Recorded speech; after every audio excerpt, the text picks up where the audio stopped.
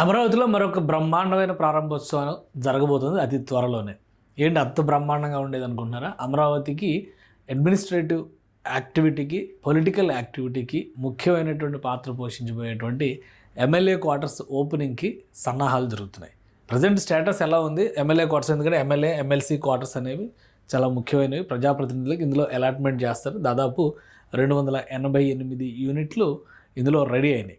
Complete works అన్నీ అయిపోయినాయి. ఇది సివిల్ వర్క్స్ ఇవి కాదు, మొత్తం ఫినిషింగ్ వర్క్స్ మాత్రమే జరుగుతున్నాయి. అండ్ క్లీనింగ్ వర్క్స్, ఎందుకంటే ఇప్పుడు హౌస్ కీపింగ్ టీంని పెట్టి ఇవన్నీ క్లీన్ చేస్తే కనుక వీటికి అలాట్మెంట్ చేయడానికి అవకాశం ఉంటుంది. మోస్ట్లీ ఒక వారం 10 రోజుల్లో వీటిని ప్రారంభించేట్టుగా సంకేతాలు అయితే వస్తున్నాయి. ఇప్పటికే ఏపీసీఆర్డీఏ దీనిపైన కసరత్తు ప్రారంభించింది. అలానే AGICL, Amaravati growth infrastructure corporation limited construction యాక్టివిటీని ప్రత్యేకంగా పర్యవేక్షిస్తోంది. ఆ సంస్థ కూడా ఈ నిర్మాణ ప్రక్రియ ఎమ్మెల్యే, ఎమ్మెల్సీ క్వార్టర్స్కి సంబంధించి కంప్లీట్ అయినట్టుగా అనౌన్స్ చేసింది. మొత్తం అమరావతి క్యాపిటల్ ఏరియా గురించి మనకు తెలుసు, ఎక్కడికక్కడ బ్లాక్స్ వైజ్గా డెవలప్మెంట్ చేస్తున్నారు. అలానే అడ్మినిస్ట్రేటివ్ పాయింట్ ఆఫ్ వ్యూలో చూసేటువంటి క్రమంలో అసెంబ్లీకి, సెక్రటేరియట్కి దాదాపు సమీపంగా ఉండే విధంగా అటు ఆల్ ఇండియా సర్వీస్ ఆఫీసర్స్, ఇటు ప్రజాప్రతినిధులకు సంబంధించినటువంటి బంగ్లాలు, క్వార్టర్స్ నిర్మాణాలు జరుగుతున్నాయి. మంత్రులకి వాళ్ళకి బంగ్లాలు కేటాయిస్తారు, సీనియర్ ఐఏఎస్ ఆఫీసర్లకు బంగ్లాలు కేటాయిస్తారు. కొత్తగా వచ్చేటువంటి junior IAS officers, IFS, IRS ఇట్లాంటి క్యాడర్స్ అన్నిటికి కలిపి క్వార్టర్స్ కేటాయిస్తారు. ఆ క్వార్టర్స్ కూడా రెడీ అవుతున్నాయి. First MLA, MLC quarters ready అయిపోయినట్టుగా అధికారికంగా ప్రకటన చేసింది. దీని తాజా పరిస్థితి అసలు ఎంత ఉందనేది మనం విశ్లేషణ చేసే ప్రయత్నం చేద్దాం. ఇది నిర్మాణం మొత్తం కంప్లీట్ అయినట్టుగా 288 ప్లాట్లు రెడీ టు ఆక్యుపై ఉన్నట్టుగా ఏజీఐసీఎల్ అనౌన్స్ చేసింది. ఈ 288 ప్లాట్లలో కూడా 8 టవర్లో నిర్మాణం జరిగింది. ఈ 8 టవర్లకి ఆధునిక సౌకర్యాలు, పార్కింగ్, భవిష్యత్ అవసరాలకు సరిపడగా నియోజకవర్గ పునర్విభజన జరిగితే కూడా, ఎందుకంటే ఇప్పుడు ఏపీలో 175 మంది ఎమ్మెల్యేలు ఉంటారు. ఈ 175లో ఒక 26 or 30 తీసేసినా కానీ, ఎందుకంటే మంత్రుల కేటగిరీలోకి వెళ్తే వాళ్ళకి బంగ్లాలు కేటాయించేటువంటి అవకాశం ఉంటుంది. అంటే ఓవరాల్గా ఒక 150, 145, 150 లేదా 140, 145 మందికి కేటాయింపులు జరగాల్సినటువంటి అవసరం ఉంటుంది. అలానే ఎమ్మెల్సీల నంబర్ చూస్తే కూడా దాదాపుగా 50 దాకా ఉందన్నమాట. ఇప్పుడు ఈ నంబర్ అంతా కూడా మొత్తం కలిపి చూస్తే 225, 230 మధ్యలో ఉంటుంది. ఇవి కాకుండా కొంతమంది క్యాబినెట్ హోదా పొందినటువంటి అధికారులు కావచ్చు, సిబ్బందులు కావచ్చు, వాళ్ళకు కూడా కేటాయింపులు చేయొచ్చు. సో అలాంటి లెక్కలన్నీ చూస్తే కూడా మొత్తం కలిపి 230 దాకా వచ్చేటువంటి అవకాశం ఉంటుంది ఈ నంబరు.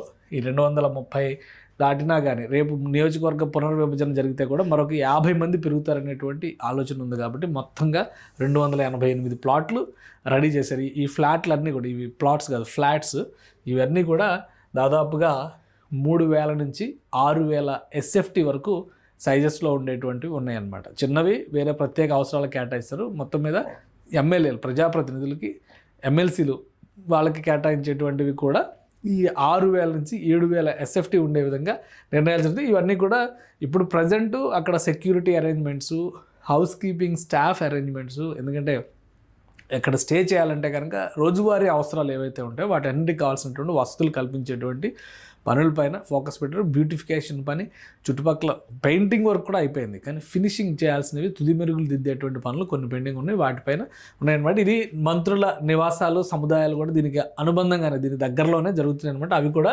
4 నుంచి 5 నెలల్లో పూర్తి చేసే విధంగా ప్రయత్నాలు చేస్తున్నారు. మొత్తం మీద 2 వారాల్లో ఈ పనులన్నీ పూర్తి చేస్తే కనుక అంటే అధికారికంగా వీటిని ఆవిష్కరించేటువంటి అవకాశం ఉంది. ఓవరాల్గా చూస్తే కనుక సివిల్ ఇంజనీరింగ్ పనులు పూర్తయిన, తుది మెరుగులు అలానే త్వరలో ప్రారంభోత్సవం దిశగా అడుగులు వేస్తుంది.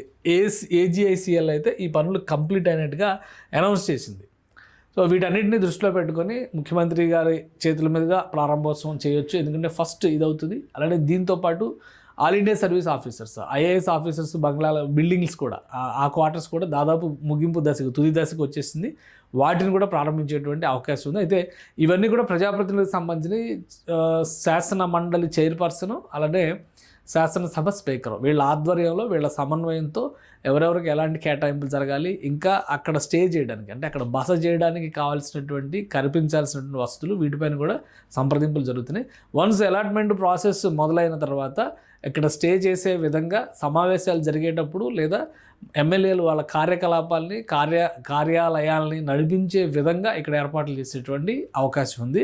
వీళ్ళతో పాటు IAS officers, all India service officers అంటే ఐఏఎస్, ఐఆర్ఎస్, ఐఎఫ్ఎస్ ఇట్లా అన్ని కేటగిరీలకు సంబంధించినటువంటి ఆఫీసర్స్కి సంబంధించిన క్వార్టర్స్ కూడా ఆల్మోస్ట్ ఇదే స్టేజ్లో ఉంది. సో ఇవి 2 ప్యారలల్గా ప్రారంభించేటువంటి అవకాశాలు ఉన్నట్టుగా సమాచారం వస్తుంది.